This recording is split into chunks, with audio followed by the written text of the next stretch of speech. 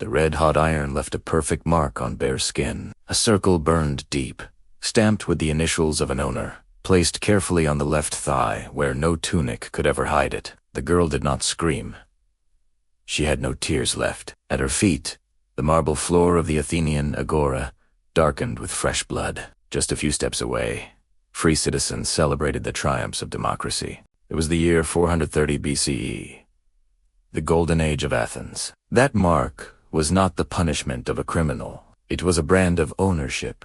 She was 12 years old, bought for less money than the price of a loaf of barley bread. They say the body does not lie, and in classical Athens, the bodies of thousands of women told a story philosophers chose not to write. A story of a system that turned human flesh into property, sexual violence into law, and suffering into public revenue. A system so disturbing that Athens buried it in silence, written into law, taxed by the state, and avoided by the men who spoke endlessly about virtue. While Socrates spoke of virtue in shaded gardens, while Pericles praised equality before the law, while playwrights wrote tragedies about honor and human dignity, a few streets away, the most organized and legally protected trade in female bodies in the ancient world operated in full daylight. And the most disturbing part wasn't that it existed, it was that no one questioned it. This is not the story of a queen or a fallen princess. It is the story of thousands of nameless women whose broken bodies financed the glory of Athens,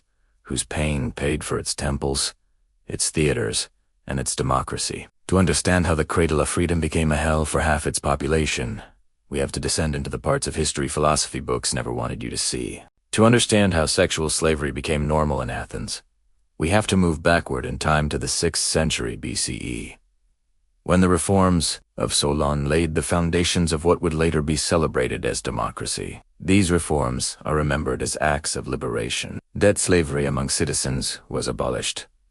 Political participation was widened.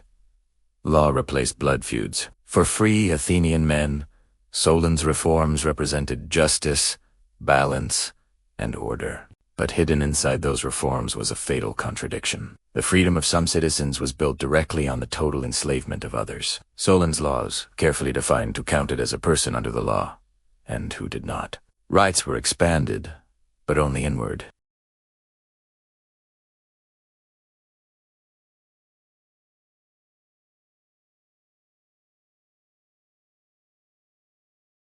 The system itself was brutally simple because it was meant to be efficient. Girls entered Athens through 3 main paths. Some were born enslaved, the daughters of women already prostituted, inheriting bondage before they could speak. Others were taken during the city's constant wars of expansion, absorbed as war spoils. But most commonly they were sold by their own families, when hunger, debt, and despair erased any remaining choice. There was no minimum age. Surviving documents mention girls as young as 7 being prepared for use, trained before their bodies had even matured. Other records show higher prices paid for those who had not yet begun menstruation, treated as rarer, more valuable commodities, precisely because of their youth.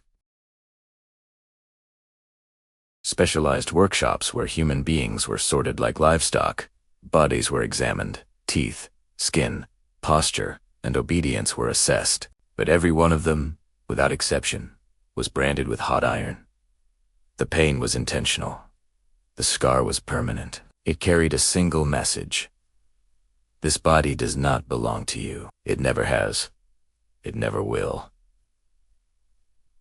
Their owners did not call them women. They called them andropoda, men's feet, a term that reduced human beings to walking tools. Under Solon's law, killing a sexual slave carried the same penalty as destroying a plow, a fine paid to the owner for damaged property. The Athenian state did not merely tolerate this trade, it organized it. Brothel required licenses. Every sexual transaction was taxed. Officials known as ostanoi were appointed to inspect enslaved women regularly, ensuring they remained fit for use. These inspections were not moral judgments, they were quality control. Tax records reveal the scale of this system. Between 15 and 20% of the Athenian state's revenue came from the sexual trade, and as if economic exploitation were not enough, Athens went further. It found a way to transform sexual violence itself into sacred ritual during the Great Duniya. The festivals honoring Dionysus, god of wine and fertility. Enslaved women were not merely used during these celebrations. They were offered as living sacrifices in ceremonies that lasted entire days and turned a collective violation into divine worship. The system did not operate alone. It pulled nearly every layer of Athenian society into its machinery, not as passive observers, but as active participants. Slaves built and repaired the brothel, cleaning blood from stone floors before dawn. Artisans forged locks, shackles, and restraint devices designed for repeated use. Physicians performed abortions and treated venereal diseases, not to heal, but to return bodies to circulation. The law protected this system with precision.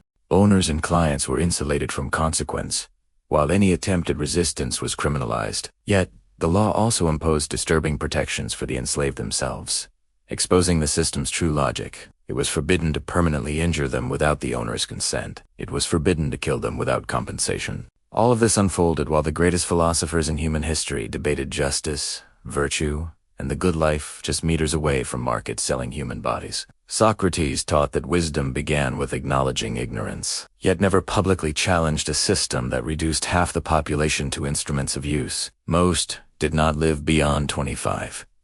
Their bodies destroyed by years of repeated violence, untreated disease, forced abortions with crude instruments, and the psychological damage of an existence reduced to function simply stopped resisting. There were no cemeteries for sex slaves, no funeral rites, no mourning families, no names carved in stone. Pregnant women carrying children conceived by unknown clients gave birth in the same rooms where they worked on the same floors under the same roofs. There was no separation between birth and bondage. Life began already assigned a price. The same laws that fiercely protected the sexual virtue of citizen women simultaneously legitimized the sexual enslavement of everyone else.